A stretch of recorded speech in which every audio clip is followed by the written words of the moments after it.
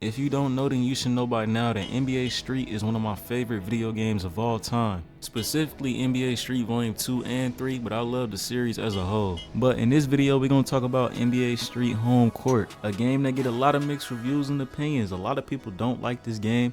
Some people do like this game. Me personally, I like it. Some people make this game seem like it was absolutely trash, which is not. But in all fairness, I can't understand why this is people's least favorite NBA Street game. I ain't gonna be biased or show no favoritism. I can admit when something is wrong with the game, even if I like it. So in the year 2000, EA Sports decided to release a sub-label under their name called EA Sports Big, mainly centered around arcade-style over-the-top sports games like SSX, FIFA Street, NFL Street, NBA Street, and even the Def Jam series. I know Def Jam is not a street game, but it's still a staple in the EA Sports Big franchise. These games was made with the intent to just have fun. When you got games like NBA 2K and NBA Live that are more focused on realism, these games broke away from that, basically letting you do anything you wanted to, whether if it was crazy dribble moves, dunking from the free throw line, bouncing the ball off your opponent's head, goaltending, blocking shots under the basket because there was no rules. And when you combine that with the game having excellent gameplay, being extremely fun, and having a cool ass aesthetic,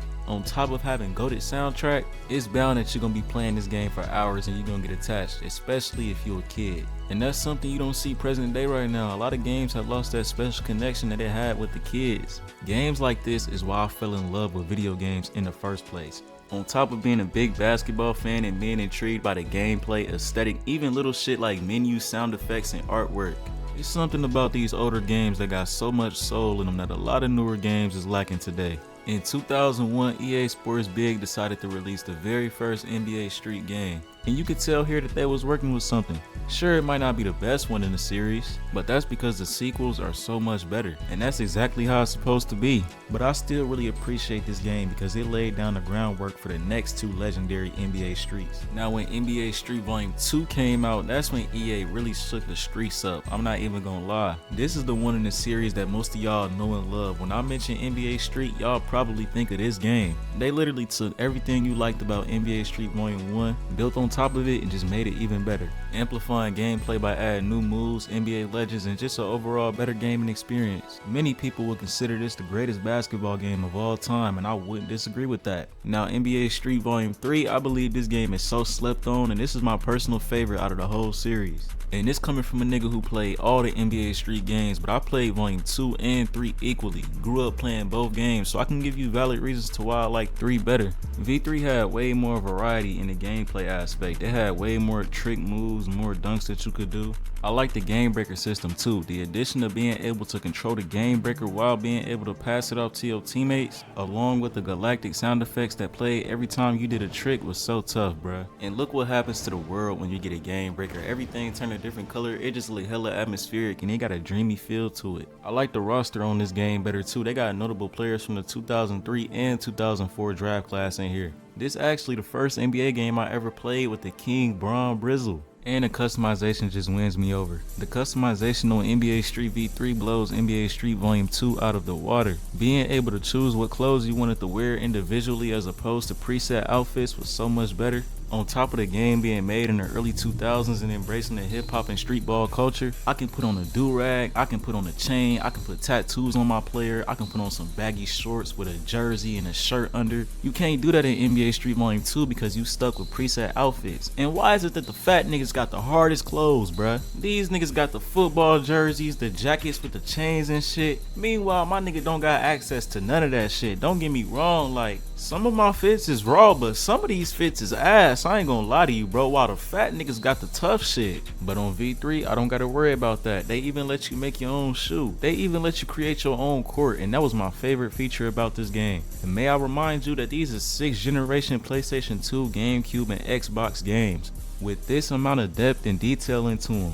And you would think with them moving on to a newer generation on a more powerful console on better hardware, that they would step their game up and it would be even better. But nope, on some James Harden shit, they took a big step back and just downgraded. The gameplay to this game is actually pretty solid, which I will get to in a second. But this game just lacks content, depth, and energy. There's not even a commentator on this game, bro. One of the main things that made NBA Street Volume 2 and 3 legendary was the commentator. He added so much more life and energy to the game. Speaking of life and energy, the color correction on this game is terrible. They slap these filters on the screen which look good on some courts, but on some it just don't look right. On top of the ugly vignette you got in the corners of the screen, it's just something I'm not really rocking with. And the colors look super washed out. Take a look at NBA Street Volume 2 and NBA Street Volume 3.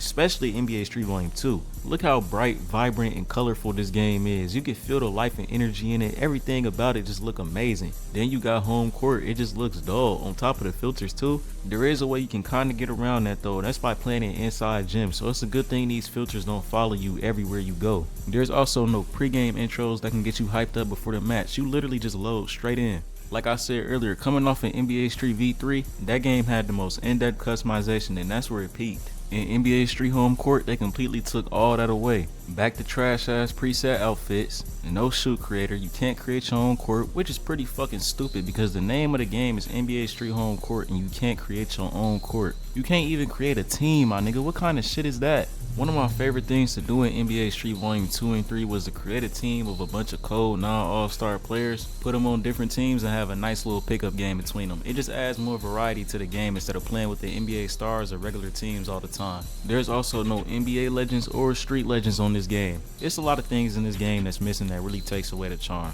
Like I said earlier, if you're one of those people who didn't like this game, I understand, but at the same time, I don't think this game is trash or horrible like y'all say. Because aside from the other stuff that's wrong with this game, the core gameplay is actually pretty fun and I enjoy it. Right behind NBA Street V3, Homecourt might have my favorite mechanics. I love the way you can freely move around in any direction while you're dribbling. The game also uses L1 and R1 as modifiers that you can hold down to switch up your moves and do different tricks. Then you got the base dribble moves like the crossover between the legs, behind the backs that you can do, and you can mix these up by holding down the modifiers. You also got full control over the pace you can dribble at depending on how fast you spam the square button. I like spamming this shit super fast while mixing up the moves because you dribble at crackhead speed and it just looks so cold in my opinion. I really like the double dunks too, but I will say with the addition of double dunks, it makes shooting threes absolutely pointless. Speaking of dunks, one of my favorite innovations in this game is being able to use your teammate as your own personal trampoline.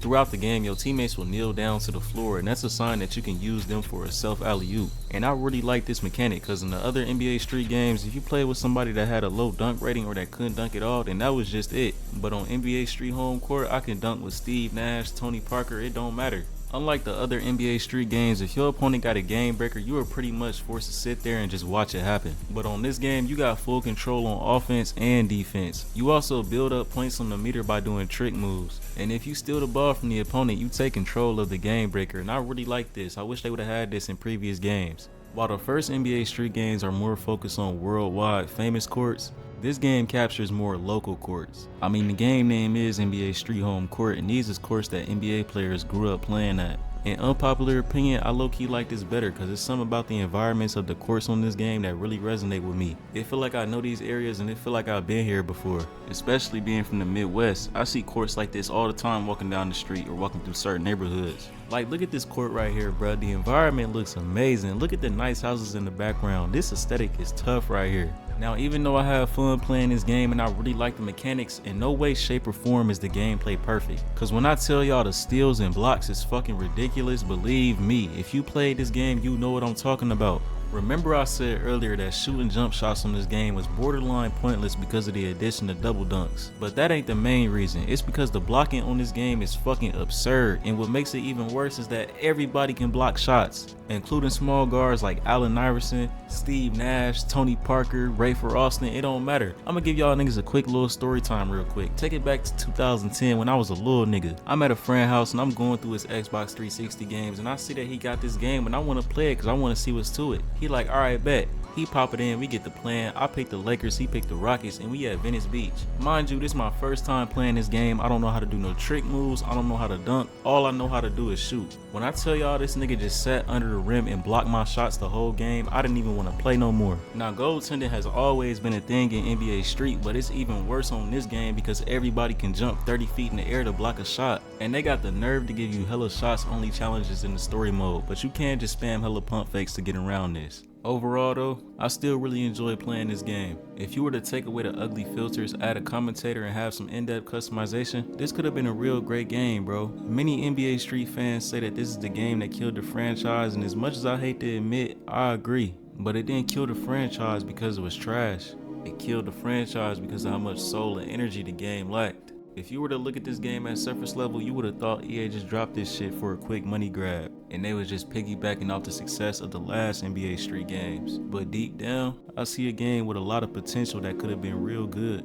People often blame the downfall of these street games on the shift in gaming, with FPS is on the rise and games moving more towards realism. But at the same time, I think it's just a reflection of EA releasing mediocre products. Cause if you dropping mediocre half-ass games, yeah, expect people to lose interest and your franchise gonna crumble. But I will say this though, out of all the EA Sports big and street ball games that we played like NBA Street, NFL Street, Def Jam, and NBA Ballers, when they decided to release the final games on the 7th generation, NBA Street Homecourt was the only good game out of that whole bunch. But that pretty much concludes this video, man. It's been your boy Mags and Clips. If you enjoyed this, make sure you drop a like. Hit that sub button if you're new to the channel as well, bro. I'm out. I'm gonna catch y'all boys on the next video.